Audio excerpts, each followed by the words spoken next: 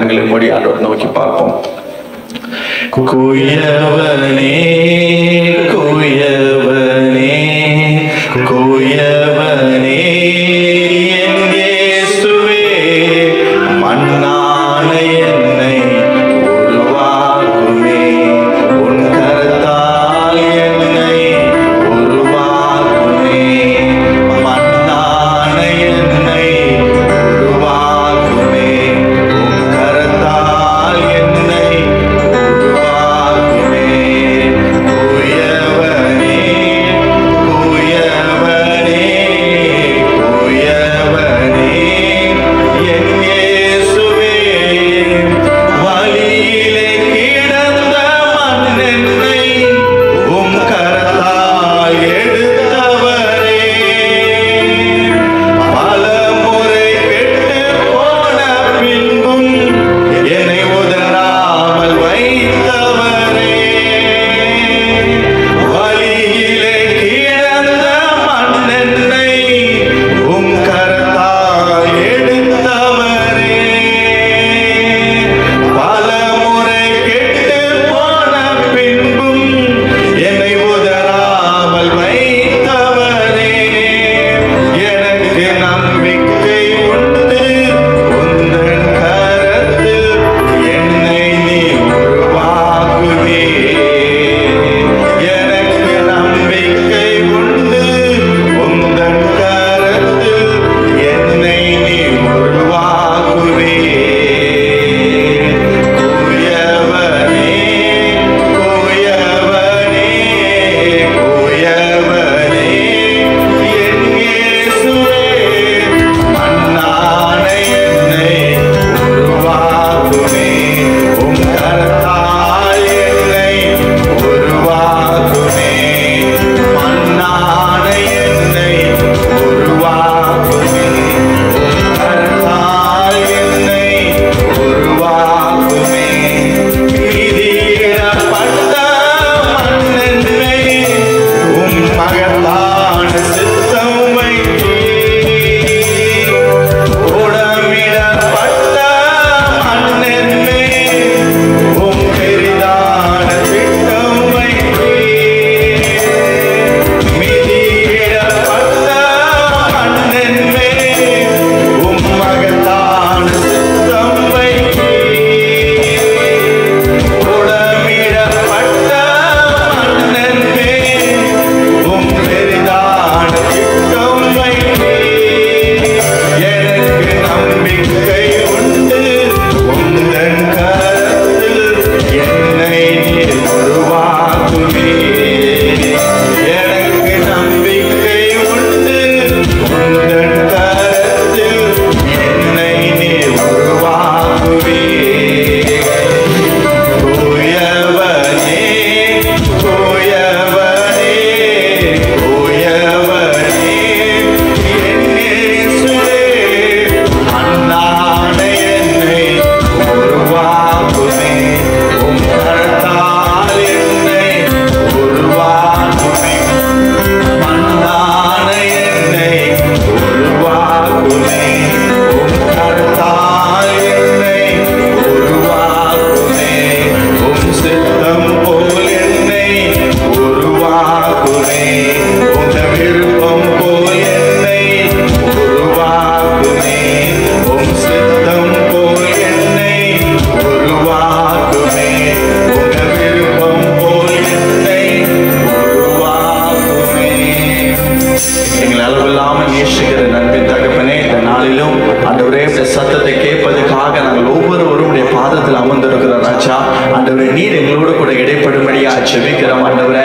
அப்பா உடைய வார்த்தையில ஜீவன் இருக்குது ராஜா, உடைய வார்த்தையில வல்லமை இருக்குது ராஜா. ஆண்டவரே நீங்க எங்களுக்கு கூட பேசுங்கப்பா. நீர் எங்களோடு கூட பேசும்பொழுது எங்களுக்குள்ள ஒரு பெரிய மாற்றம் உண்டாகும் ஆண்டவரே, எங்களுக்குள்ள ஒரு நம்பிக்கை உண்டாகும் ஆண்டவரே, எங்களுக்குள்ள ஒரு பலன் உண்டாகும் ஆண்டவரே. அவையானவரே ஆண்டவரே நீர் இந்த இடத்துல மறைத்து பேசும்படியா ஜெபிக்கிறோம் ஆண்டவரே. உங்களுடைய சத்தத்தை கேட்பதுக்காக எங்களை அழைத்து வந்ததுக்கு ஒரு முகாந்திரம் உண்டு ஆண்டவரே. இந்த நாளில நீர் எங்களோடு கூட பேச போகிற வார்த்தைகளுக்காக ஸ்தோத்திரம் ஆண்டவரே. அப்பா அந்த வார்த்தைக்கு விரோதமாய் கிரியை செய்கிற எல்லா பொல்லாத ஆவியின் கிரியைகளை கட்டுகிற இயேசுவின் நாமத்தினாலே, சிதறடிக்கிற ஆவிகளை துரத்துகிற இயேசுவின் நாமத்தினாலே, பலவீனத்தை கொண்டு வருகிற ஆவிகளை துரத்துகிற இயேசுவின் நாமத்தினாலே, தூக்கத்தை கொண்டு வருகிற ஆவிகளை துரத்துகிற இயேசுவின் நாமத்தினாலே, பரிசுத்த ஆவியானவர் முழுமையாய் ஆளுகை செய்து ஆண்டவரே இந்த நாளிலே எங்களோடு கூட பேச போகிற வார்த்தைகளுக்காக ஸ்தோத்திரம் ஆண்டவரே. அடியே நம்முடைய கருத்தில் ஒப்பு கொடுக்கிற ராஜா, இந்த நாவை நம்முடைய கருத்தில் ஆண்டவரை ஒப்பு கொடுக்கிற ராஜா, இந்த நாவை பரிசுத்த ஆவியானவர் எடுத்து நடத்தும்படியா ஜெபிக்கிற ஆண்டவரே. என் புத்தியில தோன்றுகிற காரியங்களோ, எண்ணத்துல தோன்றுகிற காரியங்களோ, என் மனதில் தோன்றுகிற காரியங்களோ ஒன்று வெளிப்படாதபடி ஆவியானவர் எதை பேச சுத்தமா இருக்கிறீரோ, எதை சொல்ல சுத்தமா இருக்கிறீரோ, எதை உணர்த்த சுத்தமா இருக்கிறீரோ அது மாத்திர இந்த இடத்துல வெளிப்படும்படியா என்னுடைய கருத்தில் ஒப்பு கொடுத்து ஜெபிக்கிற ஆண்டவரே. அப்பா முற்றிலுமாய் சமர்ப்பித்து ஜெபிக்கிற ஆண்டவரே. என்னுடைய குற்றங்கள் குறைகளை ஆண்டவரை மன்னித்து கிருபையாய் வெளிப்படும்படியா ஜெபிக்கிற ஆண்டவரே. அப்பா உம்முடைய கருத்துல நாங்கள் களிமண்ணாய் இருக்கிறோம்.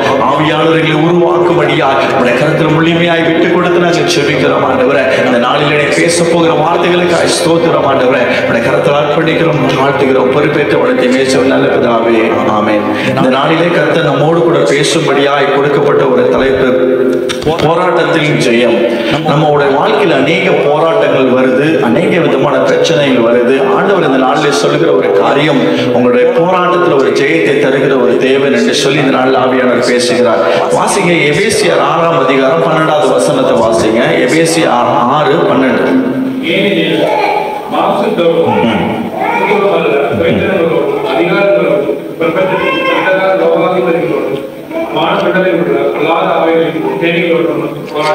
நம்ம இந்த வாசித்த முதல் பகுதியில் நீங்க பார்க்கும் பொழுது நமக்கு எதுக்கு விரோதமாய் போராட்டம் இல்லைன்னு சொன்னா, மாம்சத்தோடு ரத்தத்தோடு நமக்கு போராட்டம் இல்லை.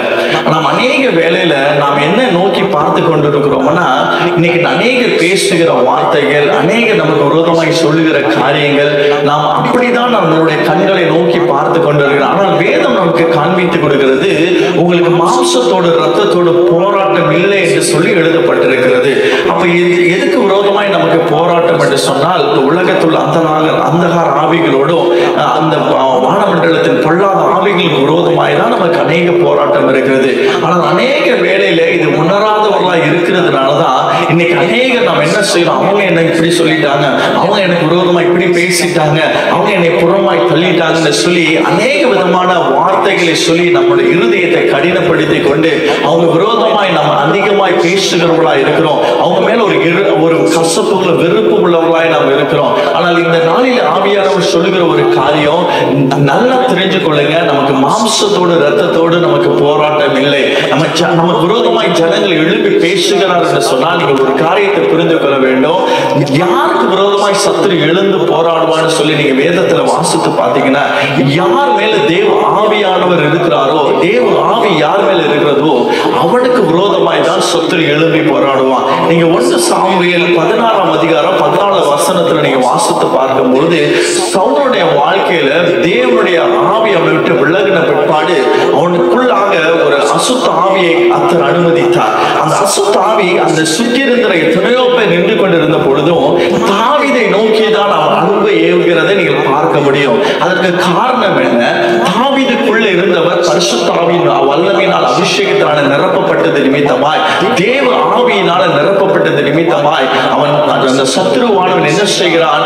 தேவ ஆவியின் வல்லமையினால் நிரப்பப்பட்டவனுக்கு எதிராக தான் அவன் போராடுகிறான். அதற்கு காரணம் என்ன? தேவன் இந்த தாவீதை கொண்டு பயங்கரமான ஒரு காரியத்தை செய்யும்படியாய் அவன் மேல் ஒரு திட்டத்தை ஆவியானவர் வைத்திருந்தார்.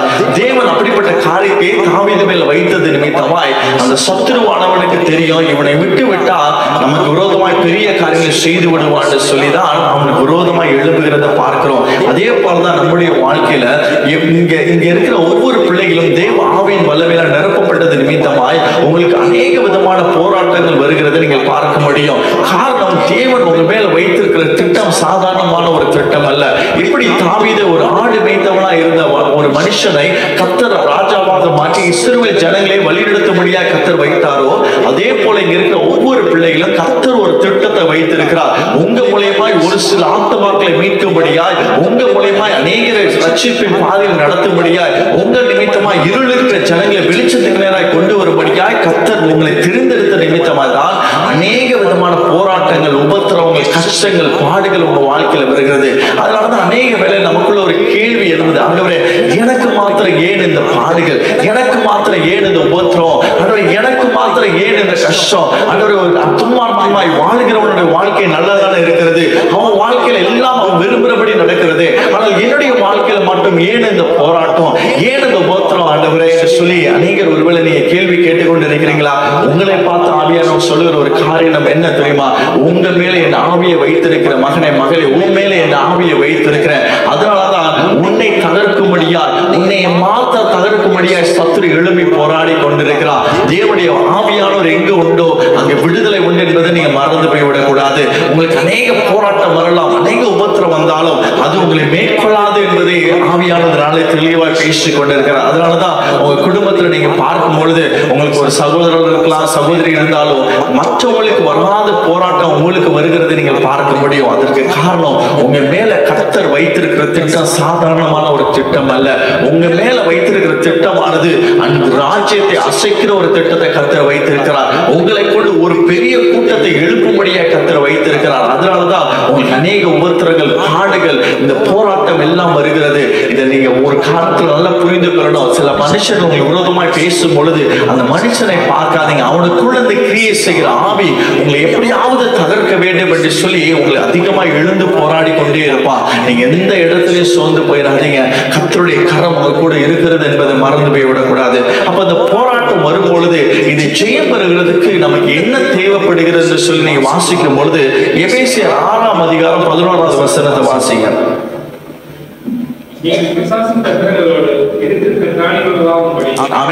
வாசிக்கும் பொழுது ஒரு காரியத்தை சொல்லப்படுகிறது, இந்த பிசாசை எதிர்த்து போராட வேண்டுமானால் நம்ம திராணி உள்ளவர்களாய் மாற வேண்டும். நம்ம ஆவியின் வல்லமையில் நிரப்பப்பட்டவர்களாக இருந்தாலும் நமக்கு இன்னும் சில திராணிகள் தேவைப்படுகிறது.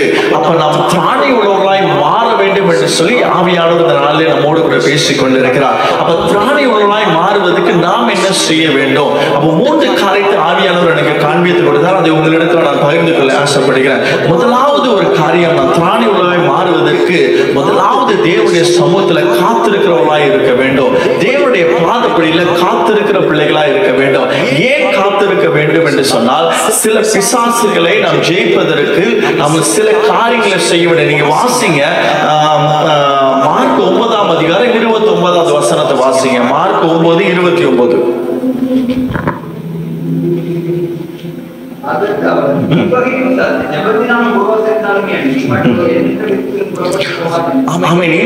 வாசிக்கும் போது ஒரு காரியத்தை நமக்கு 2 காரியத்தை சொல்லிக் கொடுக்கிறாரு.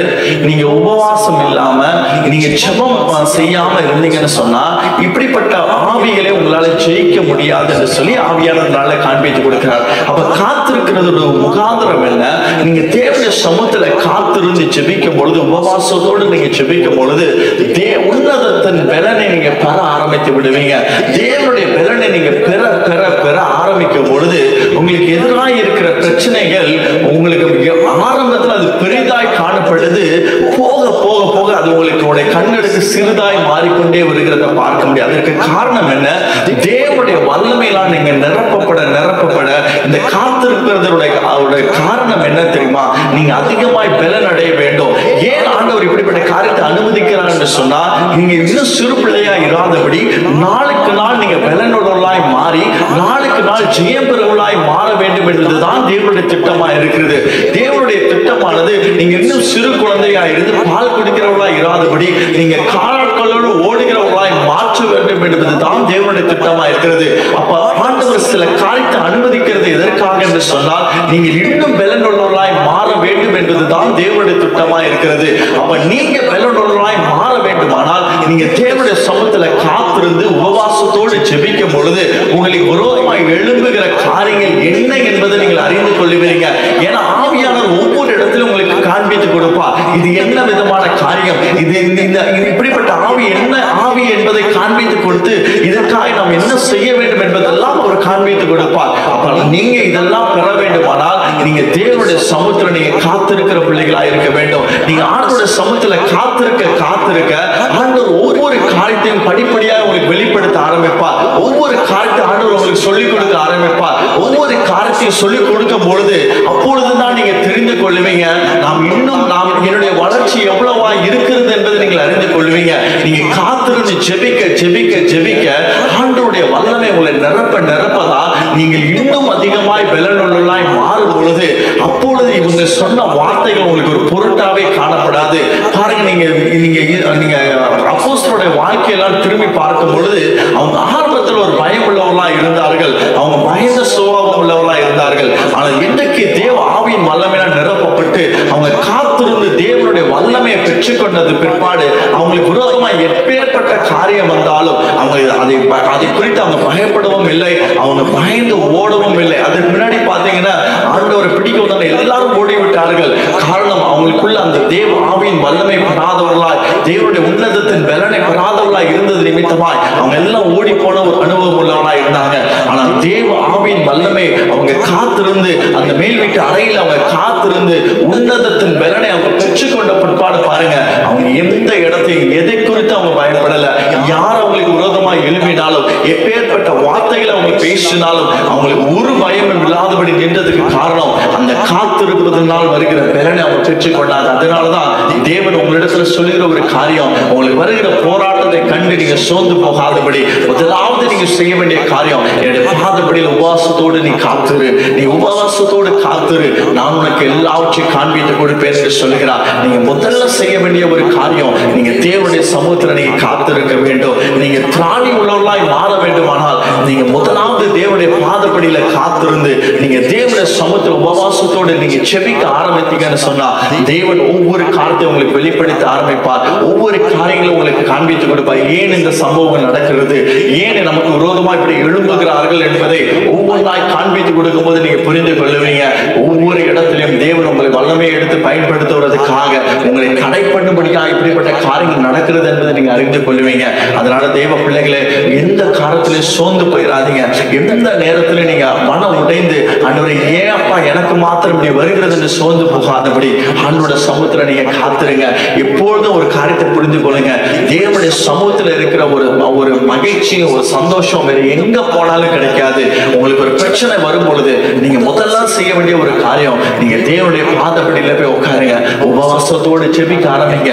ஆவியானவர் இறங்கி வந்து உங்களோடு கூட பேச ஆரம்பிப்பார். அப்பொழுது அந்த உன்னதத்தின் வேலை நீங்க பெறும் பொழுது நீங்க திராணி உள்ளவர்களாய் மாறுவீர்கள் என்று சொல்லி இதனால ஆவியானவர் பேசிக் கொண்டிருக்கிறார்.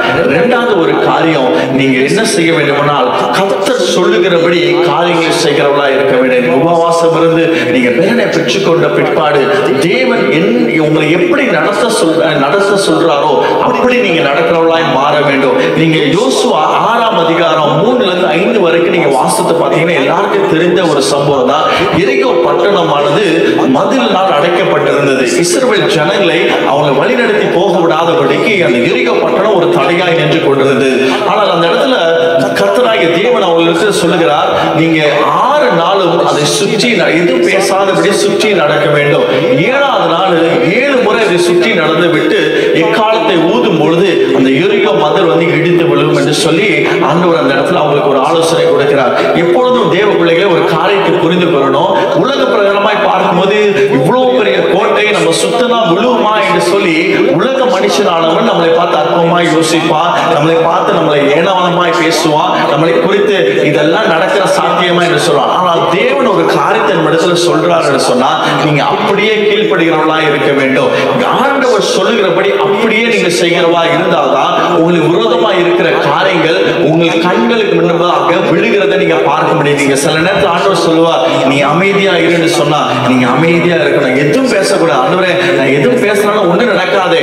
ஆண்டவர் சொல்றார், நீ அமைதியா இருந்து பாரு, நானே கர்த்தர் என்பதை நீ அமர்ந்திருந்து பாரு என்று சொல்கிறார். நீங்க எந்த சூழ்நிலையில அவசரப்படக்கூடாது. எந்த காரியத்தை ஆண்டவர் உங்களிடத்துல நீ அமைதியா இரு, பொறுமையா இரு, எதுவும் பேசாதன்னு சொன்னா நீங்க அமைதியா அப்படியே பொறுமையா இருந்து பாருங்களேன். உங்க கண்களுக்கு அந்த எரிக கோட்டையில இருந்து அவங்க எல்லாம் யோசித்திருப்பாங்க, என்னடா இவங்க பைத்தியக்கார மாதிரி சுத்திட்டு இருக்காங்களே, என்னடா இவங்க நடக்கிறாங்கன்னு சொல்லி யோசித்திருப்பான். ஆனால் அந்த 7வது நாள் 7 முறை சுத்தி வரும் பொழுது அந்த எரிய கோட்டை தானா இடிந்து விழுகிற அந்த எக்காலத்தை ஊதும் போது எரிய கோட்டை உடைந்து விழுகிறது. அவருக்குள்ளாக எளிதாய் போய் அவங்க எல்லாவற்றையும் எளிதாய் ஜெயித்து கொண்டு வந்ததை நீங்க நம்ம வேதத்துல வாசிக்கிறோம். ஏதோ சம்பவமா எழுதவில்லை, இதெல்லாம் உண்மையாய் நடந்த ஒரு காரியங்கள். அதே போலதான் நம்முடைய வாழ்க்கையில சில நேரத்துல உங்களை அமைதியா இருக்க சொல்றாரா, நீங்க பொறுமையா இருந்தாதான் தேவனுடைய கரத்தை உங்களால பார்க்க முடியும், தேவனுடைய வல்லமை உங்களை பார்க்க முடியும். உங்க கண்களுக்கு எதிராய் நின்று அந்த காரியங்கள் எப்படி முடிகிறது என்பதை நீங்க பார்க்கும்போது நீங்க அப்பொழுது அறிந்து கொள்ளுங்க, தேவன் சர்வ வல்லமை உள்ள ஒரு தேவன். அவரால் கூடாத காரியம் ஒன்றுமில்லை என்பதை நீங்க அறிந்து கொள்வீங்க. அவர் சர்வத்தையும் ஆளுகை செய்கிற ஒரு தேவன். அவர் சொல்லாக அவர் கட்டளையிட நிற்கும் என்பதை நீங்க அறிந்து கொள்வீங்க. ஏதோ வேதத்துல நம்ம வாசித்து போறமாய் போகிறோம். நம்ம இந்த பாருங்க, செங்கடலை 2ஆக பிரித்து வெட்டாந்தரையில கர்த்தர் நடக்க செய்தார் என்று சொல்லி ஏதோ வாசித்துட்டு போகிறோம். ஆனால் நின்று அதை நிறுத்தி நீங்க வாசித்து நீங்க யோசித்து பார்த்தீங்கன்னா இது எவ்வளவு இதெல்லாம் நடக்காத ஒரு காரியம், இதெல்லாம் எண்ணி முடியாத ஒரு காரியத்தை கர்த்தர் அந்த ஜனங்களுக்காய் தன்னுடைய பிள்ளைகளுக்காய் செய்ததை நீங்க பார்த்திருப்பீங்க. அதே போலதான் அவர் நேற்றும் இன்று வேண்டும் மாறாத ஒரு தேவன் என்பதை நீங்க மறந்து போய்விடக் கூடாது. அவர் அன்றைக்கு செய்தது உண்மையானால் இன்றைக்கும் அவர் செய்ய போதுமானவர் என்பதை நீங்க மறந்து போய்விடக் கூடாது. இதெல்லாம் எப்படி ஆண்டவர் நடக்கும் என்பதை கேள்வி கேட்காதீங்க. ஆண்டவரை நீ சொன்னீர், ஆனால் அதை நிறைவேற்ற நீர் போதுமானவர். ஆண்டவரை நான் எதையும் நான் பார்க்க மாட்டேன், நீங்க சொன்ன வார்த்தை நான் அப்படியே விசுவாசிப்பேன். ஆண்டவரை நீங்க சொன்னபடி நான் கேட்பேன். ஆனா உலகத்தை சொல்லுவாங்க, ஏப்பா நீ எடுத்து ஒண்ணு செய்யாம எப்படிப்பா வரும், நீ போய் செய்யாம எப்படிப்பா அதை மாறும் அப்படின்லாம் அவன் கேட்கும் பொழுது நீங்க சொல்லுங்க, என் கர்த்தர் சொன்னார் என்றால் அதுக்கு ஒரு முகாந்தரம் இருக்கும். என் கர்த்தர் ஒரு காரியத்தை எனக்கு வெளிப்படுத்தினார் என்று சொன்னா நான் அந்த வார்த்தை கீழ்ப்படிந்து நான் அப்படியே இருப்பேன். கர்த்தர் எனக்காக காரியத்தை வாய்க்க செய்து தருவார், எனக்காக காரியத்தை வாய்க்க செய்து தருவார். அவரால் கூடாத காரியம் ஒன்றுமில்லை என்பதை நீங்க மறந்து போய்விடக் கூடாது. பாருங்க, மொர்தெகாயோட வாழ்க்கையில எல்லாம் எழுதி முடித்தது, நாளைக்கு தூக்குல போட்டுருவாங்க.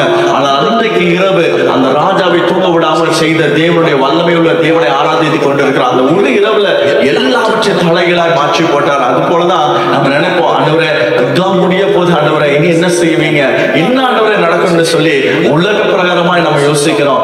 அந்த சராசரத்தை உண்டாக்கின தேவனுக்கு இது அற்பமான காரியம். அதனாலதான் வேதத்துல நீங்க வாசிக்கும் போது ஒரு இடத்துல நீ காற்றையும் காண மாட்டாய், நீ மழையையும் காண மாட்டாய், ஆனால் இந்த பள்ளங்கள் தண்ணினால் நிரப்பப்படும் என்று சொல்லிட்டு அதுக்கு அடுத்த வசனம் சொல்லுகிறது, இது எனக்கு அற்பமான காரியம் என்று சொல்லப்படுகிறது.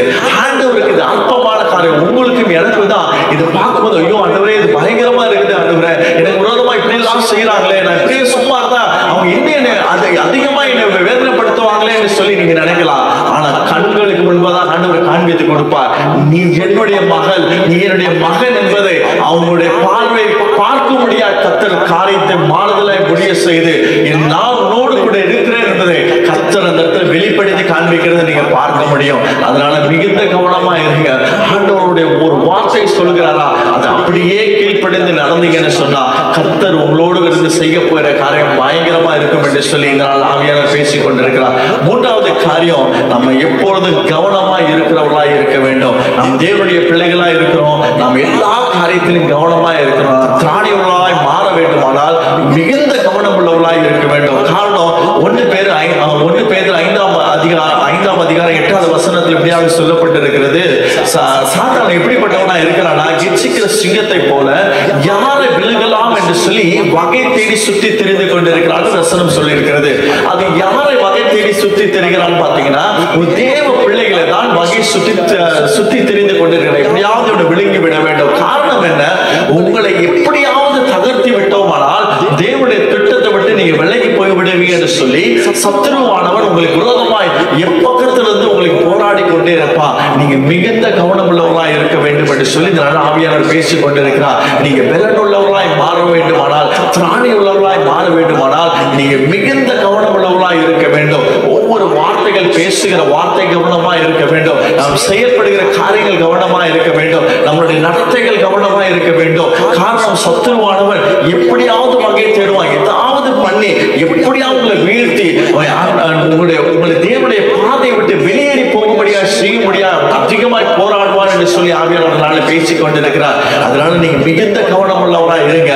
காரணம் என்ன தெரியுமா, உங்களை கொண்டு பல ஆயிரம் வாழ்க்கையில ஜனங்களை மீட்கும்படியா உங்களை தெரிந்து வைத்திருக்கிறார். நீங்க சாதாரணமானவர்கள் அல்ல. நீங்கள் உங்களை கொண்டு தேசத்தை அசைக்கிற வல்லமையுள்ள ஒரு தேவன் உங்கள் மேல் அப்படிப்பட்ட அபிஷேகத்தை வைத்திருக்கிறார். அதனாலதான் நீங்க மிகுந்த கவனம் உள்ளவளா இருந்து எல்லா காரியத்திலும் நீங்க கவனமாய் நடக்கிறவளா இருக்க வேண்டும் என்று சொல்லி நல்ல ஆவியானவர் பேசிக் கொண்டிருக்கிறார். நீங்க திராணி உள்ளவர்களாய் மாற வேண்டுமானால் இந்த 3 காரியத்துல மிகுந்த கவனமா இருந்தீங்கன்னு சொன்னா கர்த்தர் உங்களை கொண்டு செய்கிற காரியங்கள் பயங்கரமா இருக்கும். அதே போல உங்களுக்கு விரோதமாய் எழும்புகிற சத்துருவுக்கு முன்பதாக நீங்க ஜெயம் பெற்று வாழ்கிறவர்களாய் நீங்க மாறுவீங்க என்று சொல்லி ஆவியானவர் பேசிக் கொண்டிருக்கிறார். கடைசியாக ஒரு காரியம், நாம் அநேகர் பலன் அடைகிறோம், ஆண்டவருடைய சமூகத்துல காத்திருக்கிறோம், எல்லாம் செய்கிறோம். ஆனாலும் அநேகர் விழுந்து போகிறதுக்கு காரணம் என்ன? அநேகர் பாத்தீங்கன்னா ஆண்டவருடைய சமூகத்துல விழுந்து போயிடுறாங்க, ஆண்டவருக்கு பின்மாற்றம் அடைந்து போயிடுறாங்க.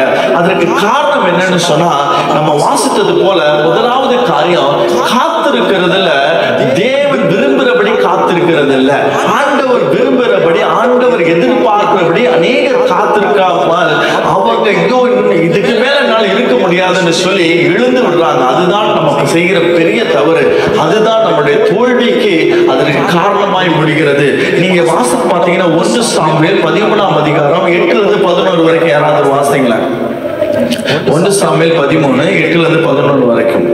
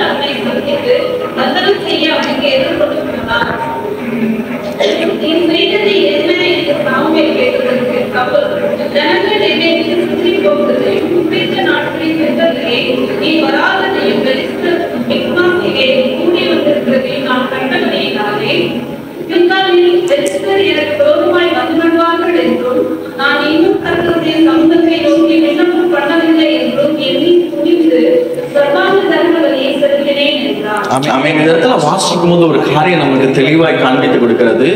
இந்த தகனப்படி செலுத்த வேண்டிய ஆசாரியனான சாமுவேல் வர வேண்டும். அவன் என்ன செய்கிறான்? இந்த இடத்துல சவுலானவன் அவர் தாமதித்துக் கொண்டிருக்கும் பொழுது அவன் குறித்த நாள்ல வரலன்னு சொல்லி அவன் அடுத்த காரியத்தை செய்து விடுகிறான். என்ன? அவன் பார்த்த பார்வை உலகத்தை பார்த்தான். அவங்க எனக்கு விரோதமா எழும்புகிறாங்க, எல்லாம் வந்துட்டாங்க, என் கூட இருக்கிறவங்க எல்லாம் சிதறி போக ஆரம்பித்து விட்டுட்டாங்கன்னு சொல்லி அவன் தேவன் மேல நம்பிக்கை வைக்காதபடி அவன் சூழ்நிலையை பார்த்து காத்திருந்த இடத்தை விட்டு எழுந்து விட்டான்.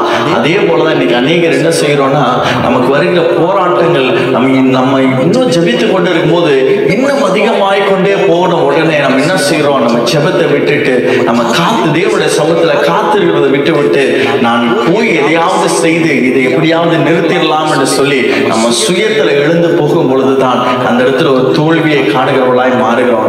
தேவ பிள்ளைகளை, ஒரு காரியத்தை நல்லா புரிந்து கொள்ளுங்க. இது நிமித்தமாய் அந்த சவுலுடைய வாழ்க்கை என்ன நடந்தது? அவன் ராஜ்ய பாதத்தை இழக்க வேண்டியதாய் நேரிட்டது. எப்பொழுது ஒரு தேவ பிள்ளை மனதில் வைத்துக் கொள்ளுங்க, சூழ்நிலை எப்படிப்பட்டதா இருந்தாலும் சரி, நீங்க காத்திருக்கிற இடத்துல தேவனுடைய பதில் வர வரைக்கும் நீங்க அமைந்து இருக்கதான் செய்யணும். எப்படிப்பட்ட சூழ்நிலை வந்தாலும் சரி, அது உங்களுக்கு தலைக்கு மேல ஏறி போகிற காரியங்கள் வந்தாலும் சரி, நீங்க தேவனுடைய சமூகத்துல காத்திருந்தீங்கன்னு சொன்னா ஆண்டவர் உங்களுக்காய் அற்புதத்தை செய்ய அவர் போதுமானவரா இருக்கிறார். நீங்க அநேக நேரத்துல தேவனுடைய கரம் எப்படிப்பட்டது என்பது அறியாதனாலதான் நீங்க அந்த சூழ்நிலையில பார்த்து விட்டு உடனே நீங்க எழுந்து போகிறவர்களாய் மாறுவீங்க. அதனாலதான் ஆண்டவர் இன்னைக்கு அநேக தோல்வியை கண்டு அநேக பின்மாற்றம் அடைந்ததுக்கு காரணம் என்ன தெரியுமா? தேவனுடைய சமூகத்துல தேவ சொல்லுகிறபடி ஆண்டோட சமூகத்தில் முழுமையாக காத்திருக்காமல் போனது நிமித்தமாய் இன்னைக்கு அநேக ஊழியக்காரர்கள் சரி, அநேக தேவ பிள்ளைகளும் சரி, இன்னைக்கு விழுந்து அவமானத்தை தோல்வியை காணுகிறதுக்கு காரணம் தேவனுடைய சமூகத்துல தேவன் சொல்லுகிறபடி காத்திராமல் எழுந்து போனது நிமித்தமாய் சூழ்நிலையை பார்த்து நமக்கு வருகிற பிரச்சனைகள் நம்மை பார்த்து அதை நம்மளை மேற்கொண்டு விடும் என்று சொல்லி நம்ம ஆதாயத்தை தேடி போறது நிமித்தமாய் நிமித்தமாய் அந்த தோல்விகள், அவமானங்கள், நிந்தைகள், இன்னைக்கு அநேகர் இப்படிப்பட்ட பாதையில கடந்து போய் கொண்டிருக்கிறீங்களா? ஒரு காரியத்தை புரிந்து கொள்ள ஆண்டவரத்துல ஒப்பு கொடுங்க. ஆண்டவரே, இன்னைக்கு இப்படிப்பட்ட காரியத்தை நான் செய்துட்டு ஆண்டவரே, அதனாலதான் இன்னைக்கு நான் ஒரு தோல்வியை கண்டிருக்கிறப்பா, இதனாலதான் இப்படிப்பட்ட வேதனை நான் காணுகிறேன் ஆண்டவரே, இன்றைக்கு நான் மனம் திரும்புறேன் ஆண்டவரே, இந்த நாளில் நான் ஒப்பு கொடுக்கிறேன் ஆண்டவரே, நீங்க ஜெயமுள்ளவனா மாற்றுவேன் என்று சொல்லி இருக்கிறீங்க அப்பா. என் தவற நான் ஒப்புக் கொள்கிறேன். எப்பொழுது ஒரு காரியத்தை புரிந்து கொள்ளுங்க, நம்முடைய தகப்பன் அவருடைய இருதயம் எப்படிப்பட்டதுன்னா, தம் பிள்ளை தன்னுடைய தவறை ஒப்புக்கொண்டார் என்று சொன்னார். அவர் அரவணைக்கிற ஒரு தேவனை நாம் ஆராதித்துக் கொண்டிருக்கிறோம். அவரை நம்ம புறமே தள்ளுகிற ஒரு தேவன் அல்ல. ஆண்டவரை எதிர்பார்க்க ஒரு காரியம், தம் பிள்ளை தான் செய்கிற தவறு என்பது ஒப்புக்கொள்ள வேண்டும் என்பதுதான் தேவனுடைய விருப்பமா இருக்கிறது.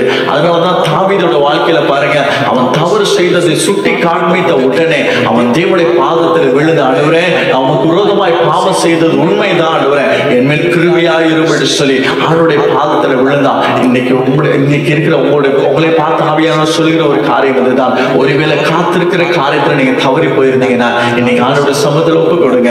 கர்த்தர் உங்களை மாற்ற அவர் போதுமானவராக இருக்கிறார். இரண்டாவது ஒரு காரியத்துல இன்னைக்கு அநேக தோல்வி அடைந்து போகிற காரியம் எதுன்னு கேட்டீங்கன்னா, தேவனுக்கு பிரியமில்லாத காரியத்தை நாம் வைத்திருக்கிறது நிமித்தமாய், நாம் செய்கிறது நிமித்தமாய் நம்முடைய வாழ்க்கையில தோல்வியை கண்டு கொண்டிருக்கிறோம். நீங்க யோசுவா 7ஆம் அதிகாரம் 4வது வசனத்துல வாசித்து பார்த்தீங்கன்னா, இந்த ஆயி பட்டணமானது ஒரு சிறிய பட்டணம், அதை எளிதாய் பிடித்து விடலாம் என்று சொல்லி இஸ்ரவேல் ஜனங்கள் போறாங்க.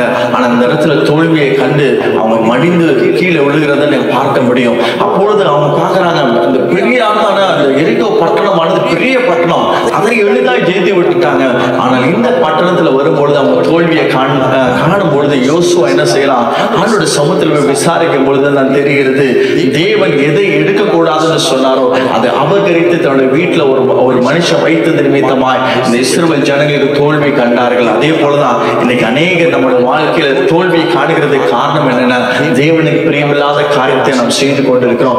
தேவனுக்கு விரும்பாத காரியத்தை நாம் அபகரித்து நாம் வைத்துக் கொண்டிருக்கிறோம். இந்த நாளில இப்படிப்பட்ட காரியத்தை ஒருவேளை நீங்க செய்யறீங்கன்னா, நீங்க எவ்வளவு ஜெபம் பண்ணாலும் சரி, நீங்க எவ்வளவு உபவாசம் செய்தாலும் சரி, நீங்கள் எடுத்து போட வேண்டிய காரியத்தை எடுத்து போடாத வரைக்கும் உங்க வாழ்க்கையில ஜெயத்தை கர்த்தர் கட்டளையிட முடியாது. நீங்க இந்த நாளில உங்களுக்கு தெரியும் நீங்க என்ன செய்து கொண்டிருக்கிறீங்க, உங்களுக்கு தெரியும் நாம் எந்த காரியத்துல நாம் ஏமாத்தணும், எந்த காரியத்துல நான் விழுந்து போய் கிடக்கிறேன், எந்த காரியத்துல நான் ஏமாற்றி மற்றொரு பொருள் அபகரித்தேன், எந்த காரியத்துல தேவன் எனக்கு எச்சரித்தோம் நான் அதை எடுத்தேன் என்பதை உங்களுக்கு தெரியாது, எனக்கு தெரியணும்னு அவசியம் கிடையாது. நான் செய்கிறது எனக்கு தெரியும், அதே போல நீங்க செய்கிறது உங்களுக்கு தெரியும். ஆவியானவரால ஆண்டவர் எதிர்பார்க்கிற ஒரு காரியம் இதுதான், என் பிள்ளைகளை நான் மறுபடியும் உயிர்ப்பிக்கணும், மறுபடியும் என் பிள்ளைகளை ஆசீர்வதிக்கணும் என்பதற்காக தான் இப்படிப்பட்ட வார்த்தைகளை பேசிக் கொண்டிருக்கிறார். இந்த நாளில ஒருவேளை இந்த காரியத்துல தவறி போய் இருந்தீங்கன்னா, இந்த நாள் ஆண்டோட சமூகத்தில் ஒப்பு கொடுத்தீங்கன்னு சொன்னா, இந்த நாளில கர்த்தர் மறுபடியும் உங்களை இழுத்து உங்களை ஜெயம் பெறுகிறாய், நீங்க ஜெயம் பெற்று வாழ்கிற பிள்ளைகளாய் கர்த்தர் மாற்றுவேன் என்று சொல்லி இதனால பேசிக் கொண்டிருக்கிறார். இந்த போராட்டத்துல உங்களுக்கு ஜெயம் வேண்டுமானால் இந்த காரியத்தை நீங்க மறந்து விடாதீங்க. நீங்க முதலாவது திராணி உள்ளவர்களாய் மாற வேண்டும். நீங்க திராணி உள்ளாய் மாறுவதற்கு முதலாவது தேவனுடைய சமூகத்துல காத்திருக்க வேண்டும். இரண்டாவது தேவன் சொல்லுகிறபடி நீங்க செய்கிறவர்களாய் இருக்க வேண்டும்.